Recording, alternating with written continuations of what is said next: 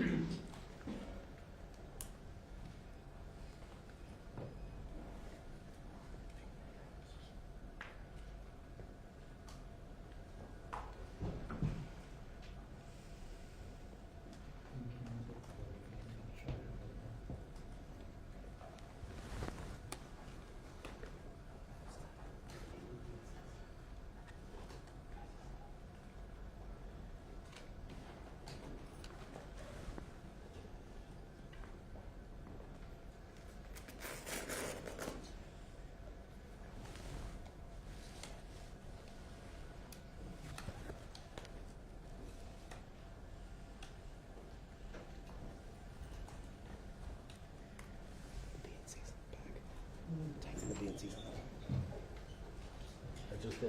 I just did for you.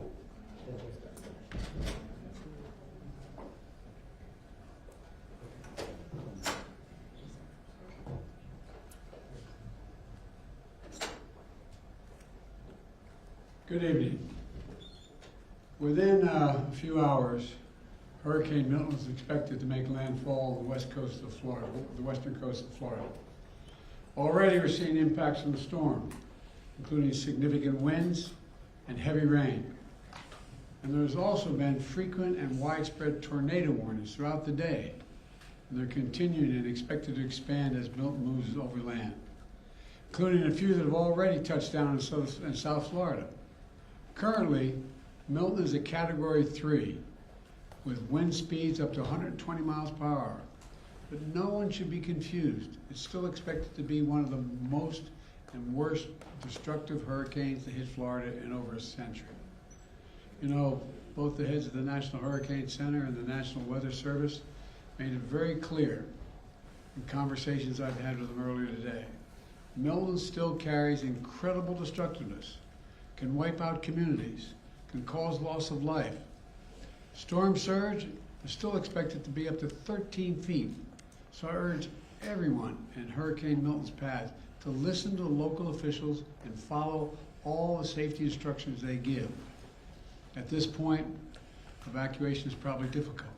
So I encourage people to look for safer shelter. Sometimes moving just a few miles can mean the difference between life and death. We've already approved emergency declarations for Florida. We have thousands of federal personnel on the ground. We've staged and are ready to go. We have 20 million meals, 40 million liters of water. At my direction, the Secretary of Defense, Austin, has pre-positioned search and rescue teams, helicopters, and high water speed vehicles as close to the storm as possible, so they're ready to conduct life-saving missions.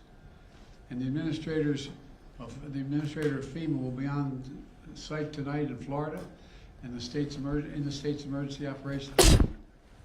Both Administrator Criswell and I will be in constant contact with state and local officials in the hours ahead. Once the storm hits, we're going to work with state officials to clear debris, restore power, and do it as fast as possible. The Army Corps of Engineers will pump out water and decrease flooding. We've already directed the Department of Defense to be ready to provide active duty service members to support Florida after the storm surge, if Governor DeSantis requests the help, which I expect he might. Just like we did North Carolina. I have surged over 1,000 U.S. Coast Guard personnel to perform search and rescue missions and reopen the Port of Tampa as soon as possible. Now, I want to reiterate a point I made clear earlier today to the folks who have been impacted by Helene. This impact, and will be now impacted by Milton. Over the last few weeks, there's been reckless and irresponsible and relentless promotion of disinformation and outright lies about what's going on.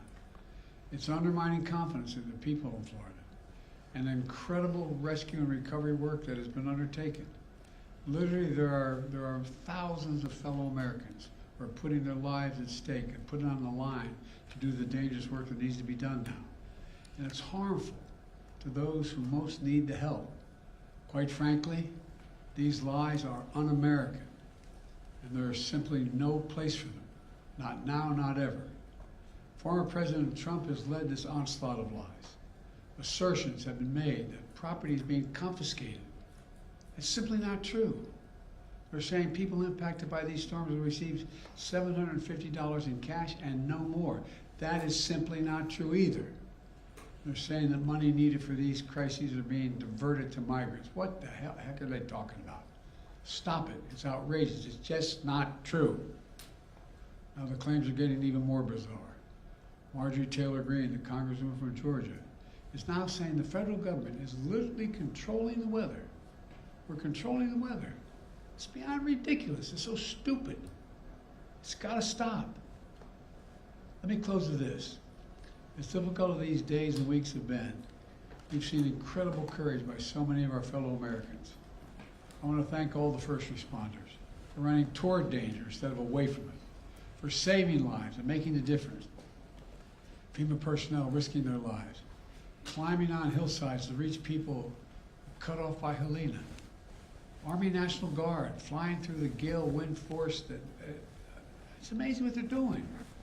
Firefighters lifting collapsed wood and metal in an attempt to see if there are survivors, any survivors under the debris, risking their lives. Coast Guard teams rappelling from helicopters to rescue people and risking their own lives. And there are countless friends and neighbors who have sacrificed for the greater good. Volunteers leaving their own families behind to help search for someone else's family.